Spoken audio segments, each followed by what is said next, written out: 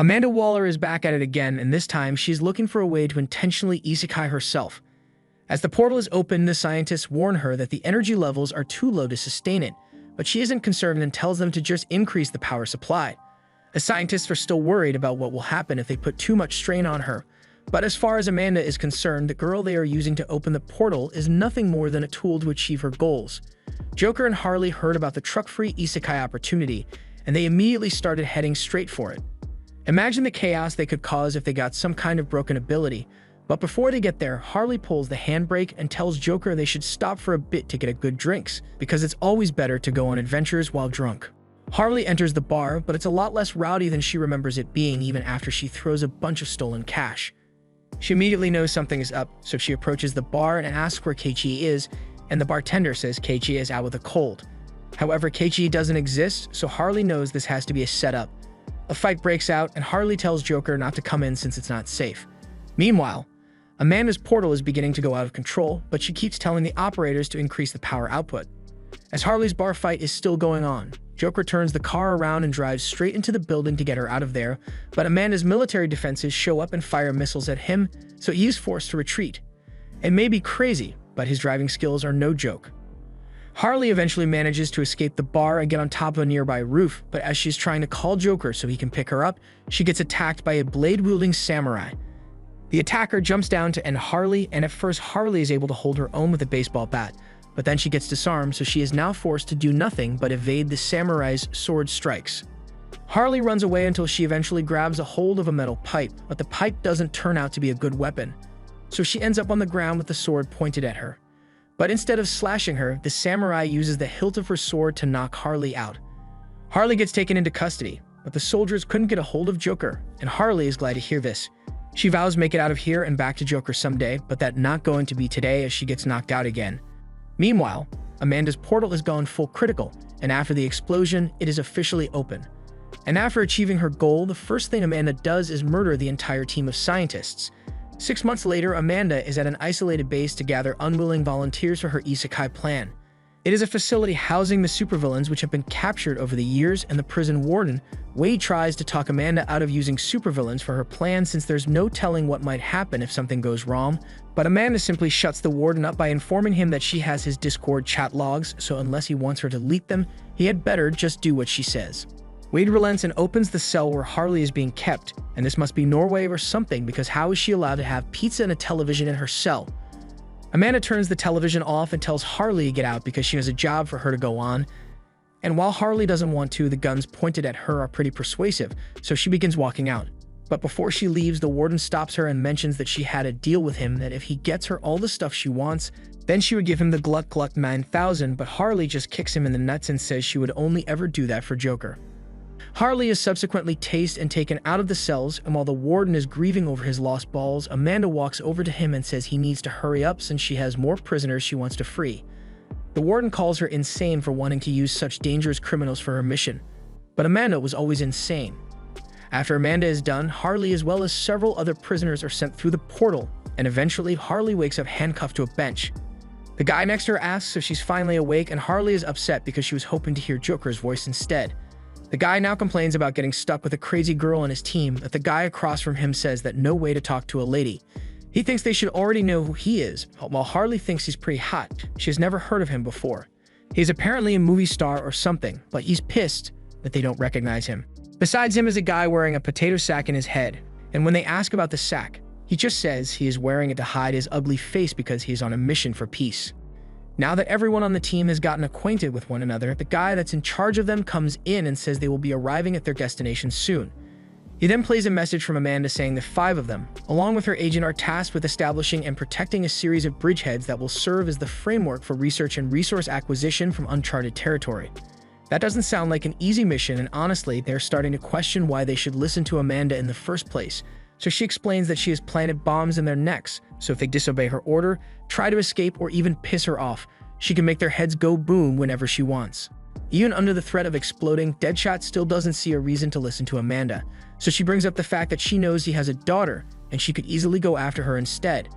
Deadshot is enraged and swears he will make Amanda pay if she lays a finger on his daughter, but she says she won't have to as long as he does as he is instructed. Now that everyone is clear on the mission, the agent tells them all that their gear is all in the crates at the back of the plane, so he will remove their handcuffs so that they can all get changed.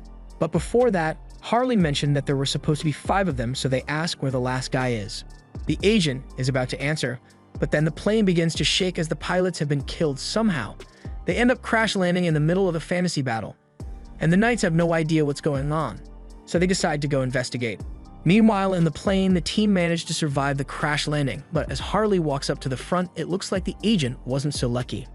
However, she has no reason to care that he died, so she uses a random sword which got lodged in the plane to free herself and head outside to check out their situation.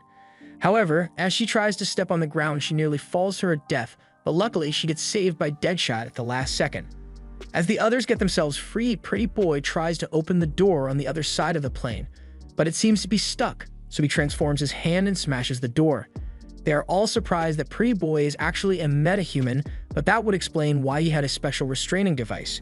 As they exit, they are shocked by the world they find themselves in, so they are starting to question if it is even real in the first place. They ask Potato Sack Guy if he knows what's going on, since he seems to believe this is a mission of peace, but he doesn't know anything either. Just then, they see a knight get murdered by a group of orcs nearby, and since they are human as well, the orcs attack them as well. Harley can't understand what the orcs are saying, so Pretty Boy tries to explain to them that they are outsiders and aren't involved in whatever war they are fighting. But the orcs don't understand him either and attempt to kill him immediately. The murderous intent and horrible smell coming from the orcs lets them know that this is all real. The others are still in disbelief, but Harley is ecstatic since this is exactly the kind of adventure she always wanted. Just then, King Shark busts out of the back of the chopper and begins chomping down on the orcs like there's no tomorrow. Meanwhile, Harley begins taking out as many orcs as possible. Potato Sack Guy is also laying waste to the orcs, and with his obsession with peace, we find out that he is actually called Peacemaker.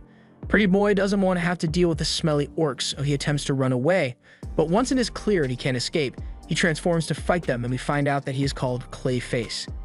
In the middle of all the chaos, Deadshot managed to get to his equipment, so he begins shooting down the orcs one by one. However, there are too many of them, so he decides it would be better to target their leader directly. Deadshot tries to line up a shot, but some of the leader's guards are in the way, so he has to get creative and jumps into the air so he can have a clear shot. And the second the leader is in his sights, he shoots him right between the eyes. With their boss dead, all the orcs get scared and run away. After the fighting is over, the Night Army finally arrives to find out what's going on, and as soon as Clayface sees them, he knows exactly what's going on. He can't explain how it happened, but it's clear that they have been transported to a fantasy world, so he believes they will be treated like summoned heroes. However, they just get locked up in jail. In the fantasy world, the Queen's convoy is passing a war-torn village, and while the villagers plead with her for help since they are starving, she clearly doesn't give a damn about them. Back at the castle, the royal officials are busy watching footage of the battle with the orcs, and they are all convinced that their success is solely due to the Queen taking the time to show up to the battlefield and acting as a cheerleader.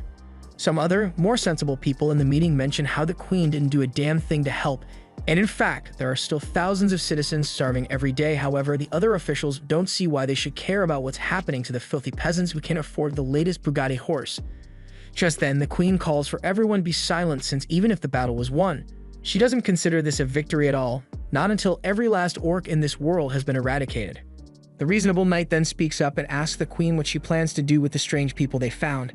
They played a big role in turning the tide in the kingdom's favor, but she disregards that and tells the knight to forget about them and start planning for the next battle. The knight tries to argue that they may be useful assets in the war, but the Queen is having none of it and calls him a coward for trying to use outside help to fight in the war. The Queen calls for the meeting to come to a close, but before she gets up to leave, the Princess Fiona asks for permission to speak. She believes the strange people may be their saviors after all, but the Queen tells her to keep quiet since she already said they are not going to use outside help. With that, the meeting is brought to a close, but the princess still can't come to terms with the situation of the kingdom under her mother's rule. Children are out there fighting over a loaf of bread while she gets a full 5-star meal every day. She chooses not to eat her food in silent protest, but then the knight, Cecil, enters her room and reminds her that starving herself isn't going to help any of the starving people outside no matter how much she does it. Cecil may have terrible judgment when it comes to hairstyles, but Fiona understands that he is right. However, she didn't call him here to lecture her. She called him because she has a favor she would like to ask of him. After they were brought to the prison, Harley wakes up to find all of them placed in cells alongside several captured monsters.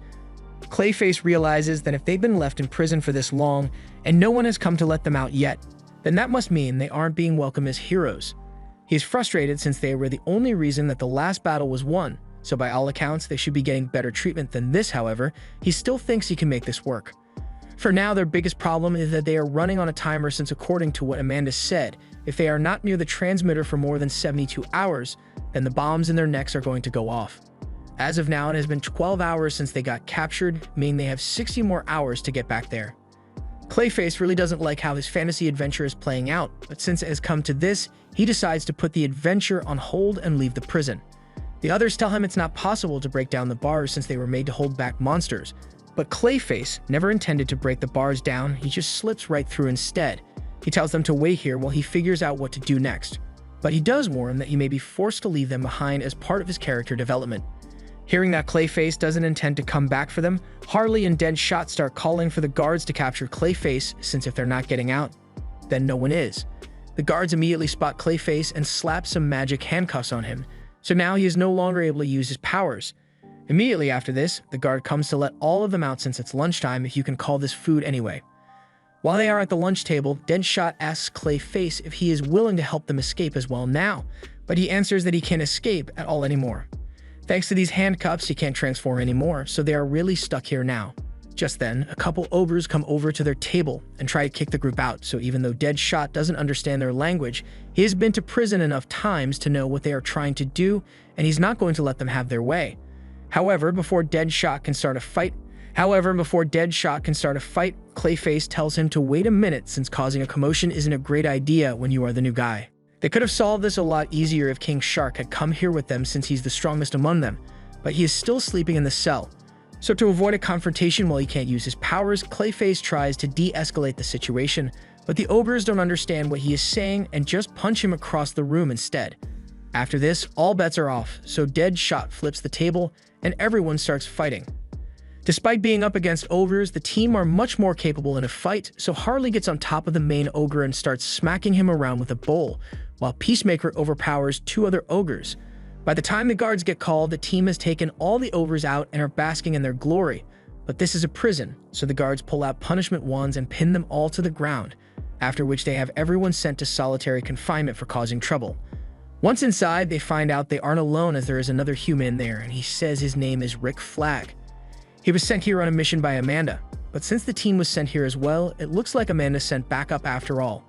The team is confused, so Rick offers to explain what's going on and tells them that they aren't the first team to be sent here.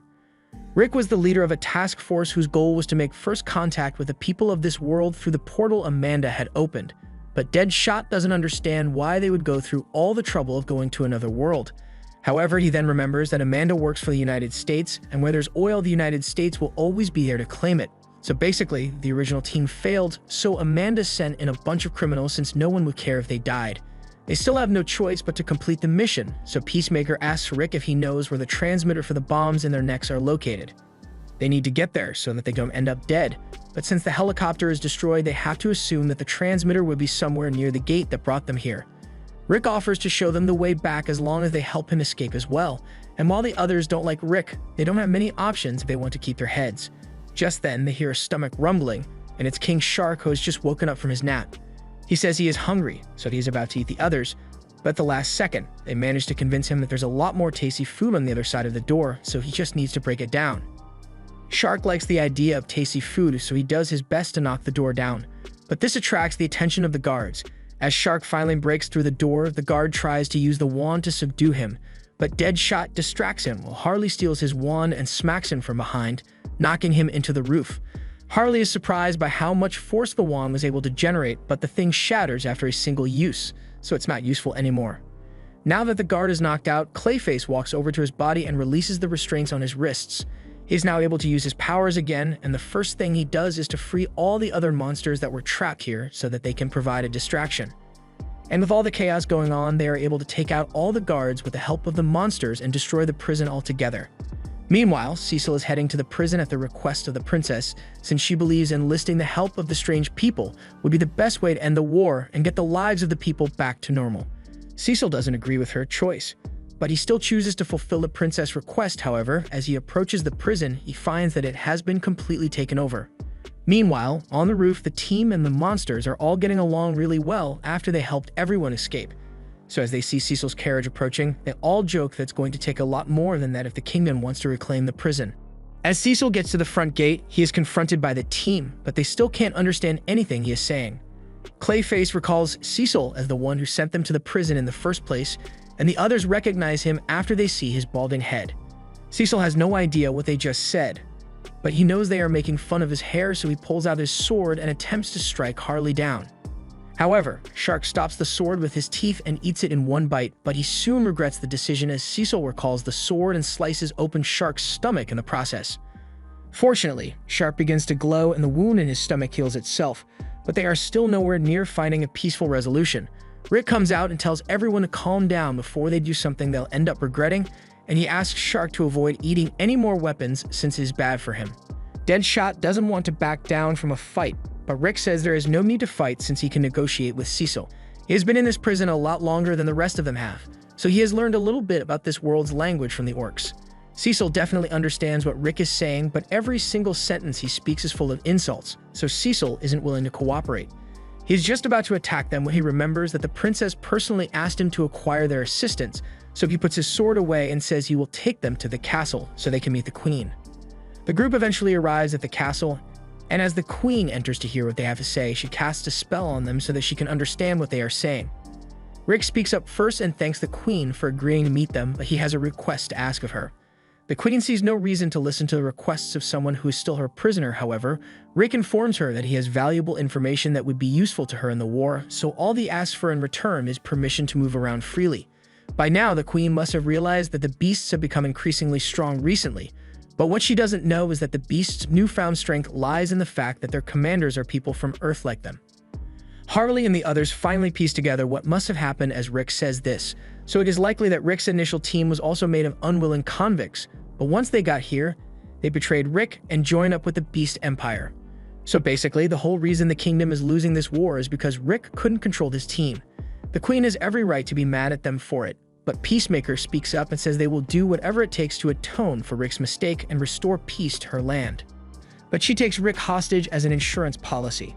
Cecil is on board with the idea of letting them fight on the front lines alongside his men, but the queen has made her decision. As Rick is being led away, he tells the others that they had better get the job done.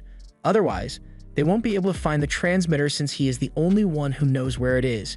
Now that he's gone, Harley says she's kind of hungry, so she would like to get something to eat, and they should probably get something for Shark before he decides to put them on the menu again. Also, they are going to need the queen to give them their stuff back. Once they've gotten their gear back, they all suit up and head out to the battlefield. But as the battle is raging on, they don't get involved since Cecil had told them that his army can win without their help. Clayface still thinks they should help them since it might improve their relationship with the kingdom, but in all honesty, Deadshot doesn't want to have to deal with the beasts down there. They are insanely strong and they are fighting with no regard for their life, so handling them would be difficult for him. He wonders what kind of training the wolves must have gone through to be fighting like this, but Harley doesn't think they were trained to do any of this. It is much more likely to be brainwashing. That must mean they are dealing with a villain that is skilled at brainwashing people.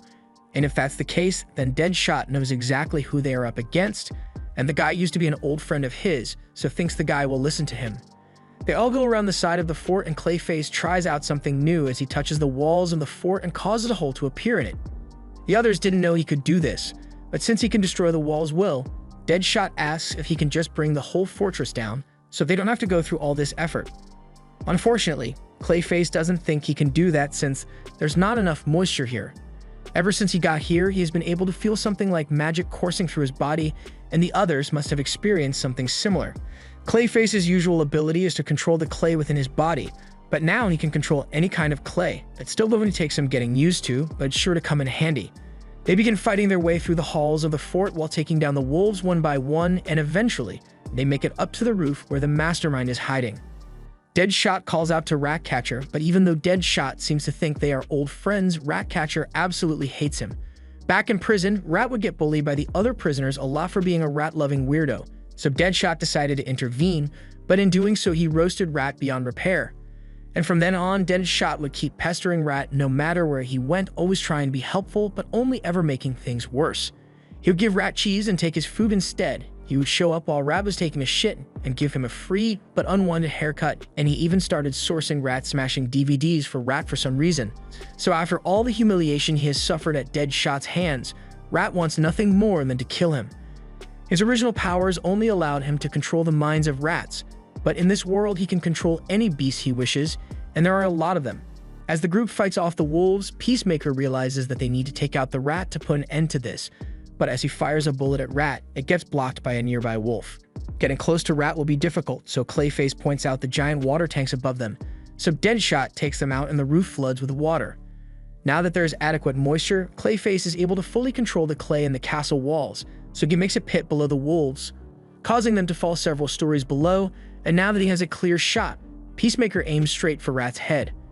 However, before the bullet hits its mark, Rat is saved by that samurai girl from earlier, and Harley has a major score to settle with that girl for separating her from Joker. After the damage Clayface did to the tower, the whole thing crumbles to the ground, so Cecil starts yelling at them for destroying everything. Deadshot justifies it by saying Cecil would have lost the battle if they didn't intervene, and all they need to do is rebuild the fort and everything will be as good as new. But for now, they've done their job, so they are going home. Meanwhile, back at the castle, the Queen and her cabinet were watching the battle unfold, and they are all pleased with the outcome, especially Fion, who is still really interested in Harley. At the same time, the samurai has taken Rat to a secluded cave and reminds him that she isn't saving him out of kindness. Their emperor hates incompetence, so if he messes up again, there won't be a next time.